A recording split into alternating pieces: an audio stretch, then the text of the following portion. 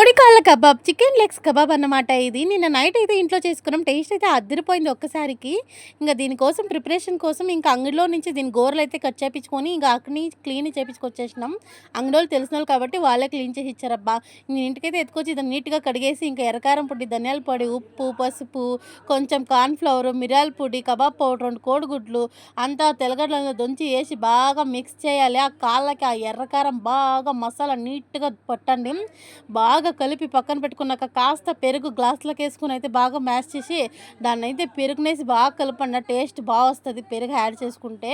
కాసేపు అయ్యాక దీన్ని ఎత్తుకపోయి ఫ్రిడ్జ్‌లో పెట్టండి. బాగా నానాక తీసి వేడి వేడి ఆయిల్‌లోకి ఇది ఏసుకుంటే మనకు చికెన్ లెగ్స్ కబాబ్ రెడీ అయిపోయినట్టే.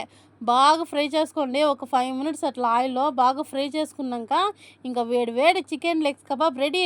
ఇంకా లొట్టలేసుకొని తినొచ్చబ్బా! చాలా బావుంటది. ఇంక ఉప్పు, కారం అయితే చల్లుకొని తినండి. వీలైతే మిరియాల పొడి చల్లుకొని తినండి ఇంకా బావుంటది. ఇంకా వీడియోకైతే లైక్ చేయండబ్బా! Thank you for watching. Bye by.